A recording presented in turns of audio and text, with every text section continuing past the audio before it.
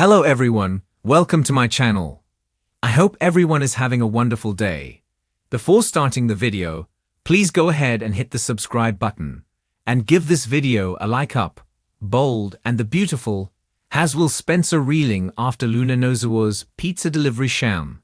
And despite turning Luna away, some hints suggest she is wearing him down on the CBS soap. The first hint pops up when Electra Forrester shows up. Will and her embrace, but their chat heads downhill when he mentions he wants to be alone with her. Bold and the Beautiful has Will Spencer, crew Morrow, assuring Electra Forrester, Lania Grace, that he understands her need to be ready for the next step. But he isn't acting like he understands what she needs.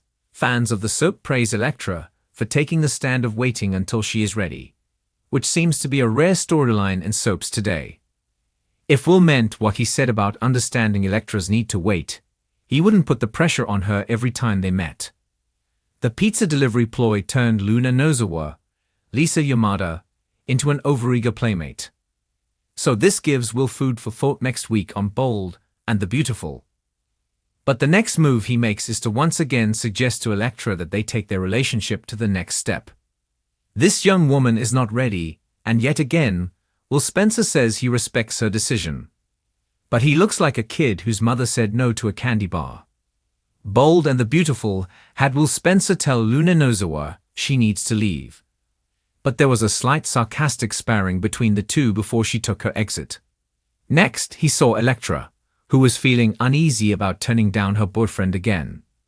She worries that Will Spencer can have any girl he wants. She thinks they throw themselves at him. So despite wanting to wait, her insecurities kick in.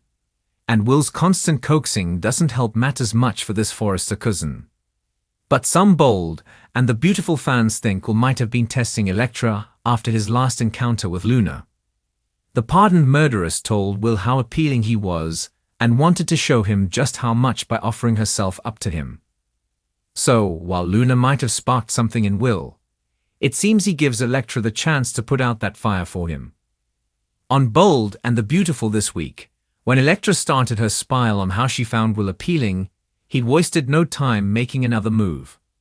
Fresh off Luna pushing his buttons, he asks Electra if they can spend some alone time. Shayla Carter, Kimberlyn Brown, told her granddaughter to go after a certain part of Will's anatomy. That's what she did, and although she got turned down, Will seemed to flirt with her just a bit. Some Bold and the Beautiful fans think Will Spencer might be close to caving into Luna. One theory suggests he tested Electra this week after getting turned on by Luna. Some viewers think he might be trying to justify possibly saying yes to Luna's advances in the future. He might have the mindset that Electra is not giving him what he needs, so he might turn to Luna. Of course, Luna Nozawa promised Will Spencer that anything they do will remain their secret. She promises him no one would ever know. But if Will gives in to Luna, Bold and the Beautiful fans suggest that would be like selling his soul to the devil. Luna will never let him go if he takes her up on her offer. Since this is B&B, it is likely Luna Nozawa will get her way with Will Spencer. It might take some manipulation, like spiking Will Spencer's drink, but after all, it is drama that fuels this CBS soap. They say bravery is walking straight into the fire, but nobody ever talks about how hard it is to dip your toe into a cold pool. That was Will, ambitious, dream-eyed, a little too caffeinated for his own good, and entirely unsure of whether he wanted to dive in or stay wrapped in his metaphorical towel forever. Will had dreams. Not the kind you scribble in a notebook and forget about. No, his dreams came with PowerPoint presentations and color-coded spreadsheets. He had plans, strategies, fallback options, and a Google Doc titled, Will's Road to Glory. He was bold, also he liked to think. But boldness, it turned out, wasn't a permanent state. It flickered, and sometimes, when the moment came to leap, it left you shivering on the edge. The water, in this case, was a new business venture. A risk. A new version of himself he'd been mentally rehearsing for years. He'd been working a soul-numbing job at a firm that rewarded punctuality with pizza parties and ambition with over time. His co-workers said he was the golden boy, next up for management, but Will didn't want to manage misery. He wanted to break free. His idea: an app. Not a revolutionary one, but clever. It combined social accountability with habit tracking. Something like if a gym trainer and a therapist had a baby and gave it sleek UX. He'd thought it through, tested a prototype, even had a quirky name for it: Ripple. Friends nodded politely when he explained it. His sister, ever the realist, just said, "Sounds like it's been done before." But Will believed. Or at least he tried to believe louder than the doubts whispered late at night. Then came the moment. His savings were just enough to carry him 6 months. He had a potential co-founder, a nervous coder named Martin who hated talking on Zoom. He had mock-ups, plans, a registered LLC. Will stood at the edge of his decision, dipping his foot in every few days. He'd quit his job almost. He gave notice, then took it back. He told friends he was launching soon, then said he needed more testing. He attended networking events, then ghosted follow-ups. Each time he approached the edge, the water bit back. The numbers didn't quite work. A similar app got funded, and he panicked. One night, he watched a TED talk on failure and cried without knowing why. Still cold. He envied the stories of bold founders, how they jumped in with both feet. But he wondered, did they feel this? This paralyzing sense that maybe boldness wasn't beautiful. It was terrifying. It was lonely. It didn't come with theme music or applause.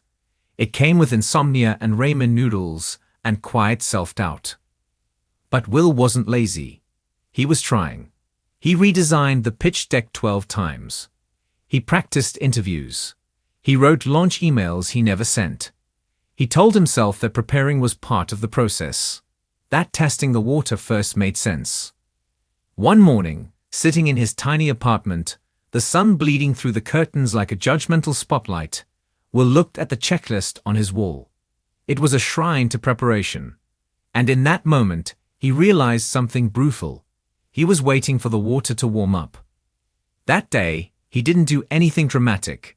He didn't scream YOLO or delete his backup plan. He just stopped waiting.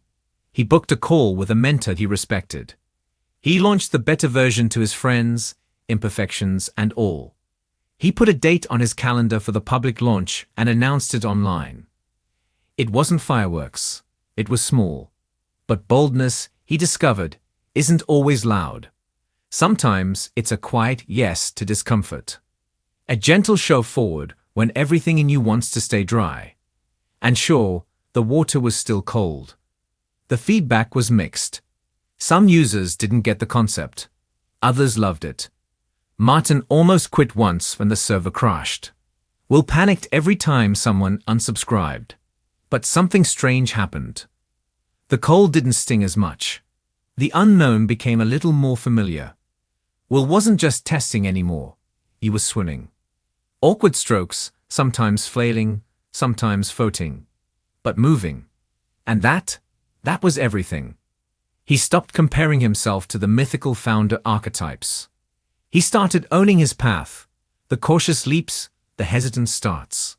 He understood now that being bold doesn't mean being fearless.